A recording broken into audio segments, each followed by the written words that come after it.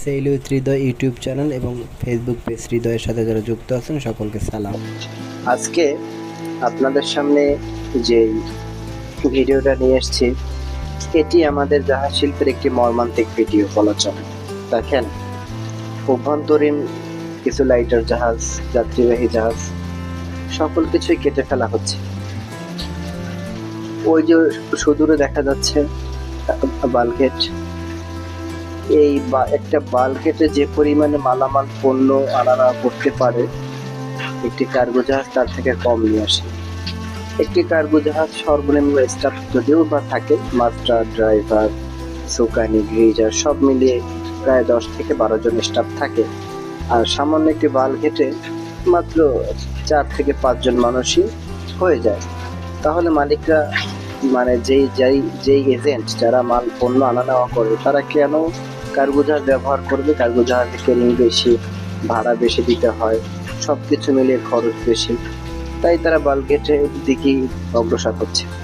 এই যে জাহাজটি দেখতে পাচ্ছেন, ওই জাহাজটি ছিল কীর্তনখোলা 2, ওটিও কেটে ফেলা হচ্ছে। কীর্তনখোলা 2 বরিশাল লাইনের অন্যতম বিলাসবহুল নৌযান ছিল, যাত্রীবাহী জাহাজ। জাহাজটি যাত্রী খরায় ভুগছে, এই জন্য জাহাজটি কেটে ফেলা হচ্ছে। ওই যে দেখেন সুদূর, আমি একটা ডকইয়ার্ডে আছি, সুদূরে যত জাহাজ দেখা যায় সব অলস সময় পার করছে। বড় কোস্টার জাহাজটার নাম এমভি আসর। আসর জাহাজটাও ওখানে এসে রেখে দিয়েছেন। তার একটাই কারণ, এখন তো ওভাবে পণ্য আনা নেওয়া বড় জাহাজে হয় না, ক্যারিয়ারের মাধ্যমে পণ্য আনা নেওয়া হয়। যাদের ক্যারিয়ার আছে তারা 3-4টা জাহাজ কিনে তাদের জাহাজে তারা মালামাল আনা নেওয়া করে। তো প্রাইভেট মালিকানাধীন যে সমস্ত জাহাজ রয়েছে, তো ওই জাহাজগুলো তো এরকম অচল সময় কাটায়। তো মালিকেরা জাহাজ কাটার হিড়িক লেগেছে। এই যে নার্গিস এক অনেক প্রাচীন একটি জাহাজ, জাহাজের মেয়াদ ছিল।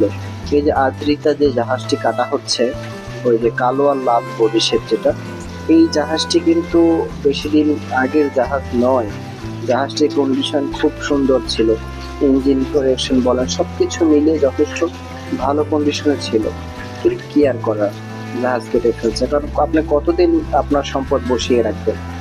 আর এখন নতুন কোনো মালিক সেভাবে অগ্রসর হচ্ছে না এই ব্যবসার পিছনে।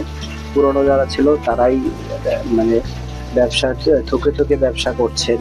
তো আবার তারা জাহাজ বেচতে গেলে পর্যাপ্ত দাম বলে না, তো সেই জন্য জাহাজ কেটেই বিক্রি করা হয়।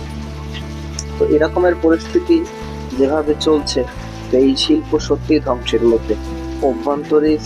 অভ্যন্তরীণ জাহাজ শিল্প সত্যি ধ্বংসের মুখে।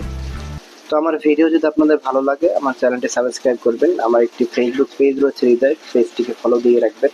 পাশে থাকার জন্য আন্তরিক ধন্যবাদ। আসসালামু আলাইকুম।